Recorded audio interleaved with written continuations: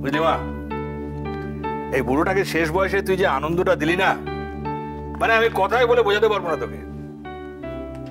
আমি নিজে তোকে সৌরভের হাতে সম্প্রদান করব, কি কম আনন্দের রে? কিসের সম্প্রদান?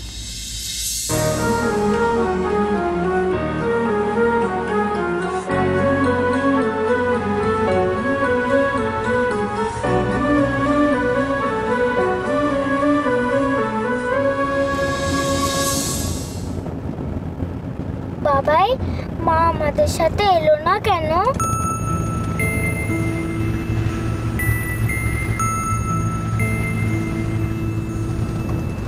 বাবাই বলো না, মা আমাদের সাথে এলো না কেন? মা কি আমার উপর রাগ করেছে? বাবাই, ও বাবাই। তোর মায়েরে পাকাপাকি ভাবে আমাকে বাসায় নিয়ে যাবো দিদি ভাই, হেলেকা তার অনানি নাই। সে গেছে ওই দাদুর বাড়ি বেড়াইতে। তুমি এক কাম করো, তুমি মায়ের লগে ফোনে কথা কও, তাহলে ওই তো। ধর, বাবাই আমার সাথে কথা বলছে না কেন? আমি তো কোনো দুষ্টুমি করিনি।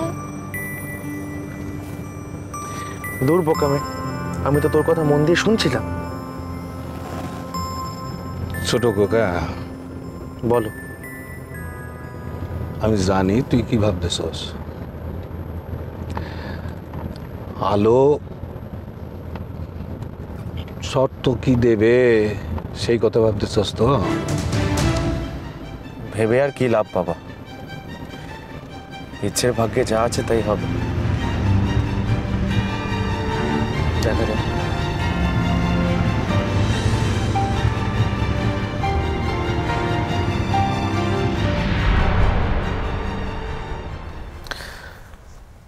তোমারও কি মাথা ধরেছে নাকি? আরে এইটুকুতে এত ভেঙে পড়ছো কেন বলো তো? তোমার চাপটা বুঝতে পারছি। তুমি বাবার স্নেহের বড় বৌমা, এতদিন তোমার কথাই শেষ কথা ছিল, এখন তো আর।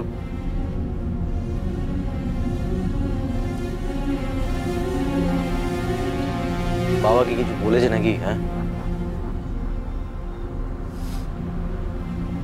আরে বয়স্ক মানুষ বলতেই পারে, অত গায়ে মাখছো কেন তুমি? এবার সব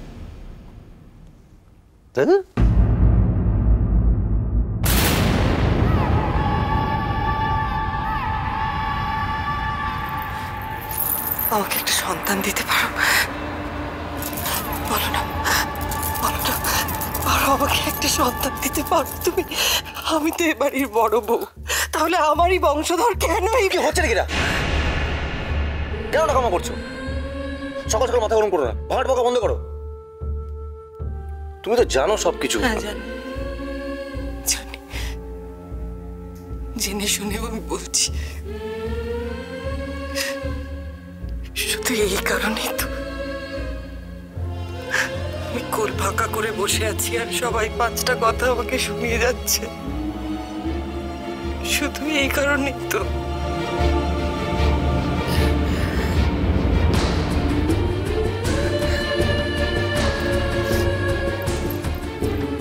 বাইরে আমি যতই কঠিন হই না কেন, ভিতরে এই দুর্বলতা আমাকে কতটা অসহায় করে দেয় আমি কাউকে বোঝাতে পারি না। কাউকে না। সব করি আমি, এত কিছু করি, এত চেষ্টা করি, কিন্তু এই ফাঁকা জায়গাটা আমি যে কিছু দিয়েই ভরতে পারি না। ঈশ্বর, আমার যদি একটা সন্তান থাকতো, আমি আর জোর দিয়ে বাবাকে জিজ্ঞেস করতাম, বলতাম একটা বাইরের মেয়ে নকল মাসে যে এ বাড়িতে ঢুকছে কেন, আমি জিজ্ঞেস করতে পারতাম। শুধু আমার সন্তান নেই, তাই পারিনি। শুধু আমার সন্তান নেই বলে বাবা আমাকে এত বড় একটা কথা শোনালে, শুধু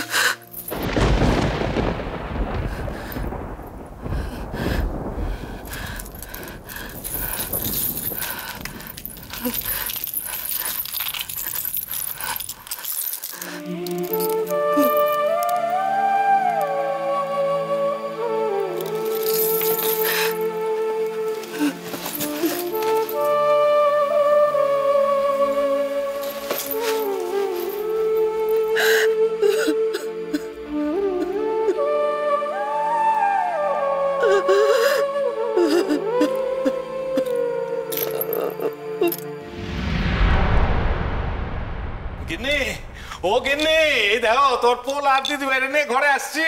আরে কই গেলে সব? আসো আসো আসো আসো আসো আসো।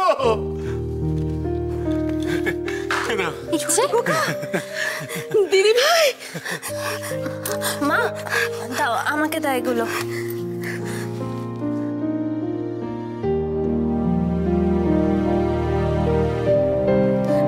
ঠাকুর, ঠাকুর তোমার অশেষ কৃপা, তোমার জন্যই আমার ছেলে আর নাতনিকে ফিরে পেলাম। মা, মা গো। মা, তোমার কান্নাকাটি হলো? এবার ওদের একটু ঘরে যেতে দাও না। হসপিটাল থেকে এসছে বলে এখানে আরো কিছুক্ষণ দাঁড়িয়ে শাস্তি পেতে হবে? ও শাস্তি বটে। তোর মায়ের চোখে জল একবার বাইরে হইলে তো থামতে চায় না। এই ছোট খোকা, এক কাম কর, তুই যা ঘরে যা, নিজের ঘরে গিয়ে বিশ্রাম নে। আরে আমাকে তো বিশ্রাম নেওয়ার কোনো উপায় নাই, অন কত কাম। ও এই সুটকি, এই তোর ফোনটা কই দে। আমার ফোন পকেটে কেন? মেজো কোকা, ওর ফোনটা কয়দিন তোর কাছে রেখে দে। কিন্তু কেন? কেন আবার কি? আরে দাদার বিয়া লাগছে, এখন তো ফোন চাই রে, কামের কাম করতে হইব নাকি? আরে আস্তে আস্তে, বড় বাবা শুনতে পেলে আবার রাগারাগি করবে। বড় বৌদি এখনোই বিয়েতে রাজি নয়? ভাই তুই ওসব নিয়ে ভাবিস না, আমরা সবাই মিলে চেষ্টা তো করছি বড় বৌদিকে বোঝানোর।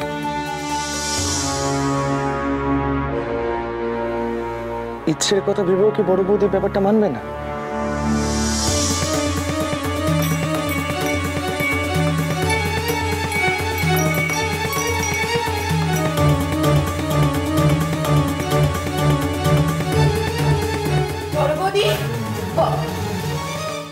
আরে তুমি এখানে? তাড়াতাড়ি চলো, ওদিকে তো ভাইয়ার ইচ্ছে এসে গেছে। কি? ওরা এসে গেছে? আরে প্রণাম পরে করবে, আগে চলো।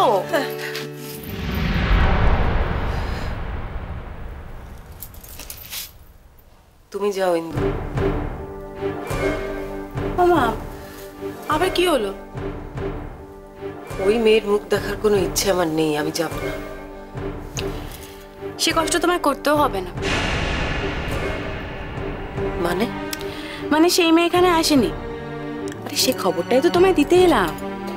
কি? ও এই বাড়িতে আসেনি? না, তাকে নাকি রজত কাকা বাবু সঙ্গে করে তার বাড়িতে নিয়ে চলে গেছে। সে কি, ওর রজত কাকা বাবুর বাড়িতে চলে গেল? ব্যাপারটা আমি ঠিক বুঝতে পারলাম না বড় বৌদি, তুমি কিছু আন্দাজ করতে পারছো?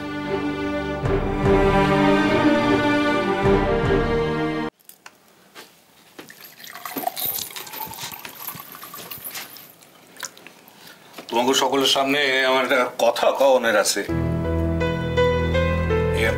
ডাক্তারবাবু কইছে ছোট খোকার দিদি ভাইয়ের আর কোনো ভয় নাই। বাবা, এই কথাটা আমরা সবাই জানি। যাক বাবা, একটা ফাঁড়া কাটলো। সত্যি এত টেনশনে পড়ে গিয়েছিলাম সবাই। তোমার ছোট ছেলে একটু সাবধানে থাকতে বলো বাবা।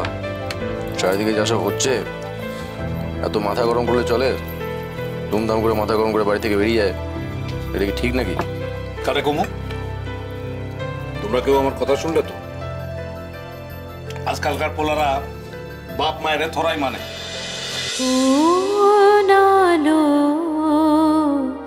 লাগলো চোখে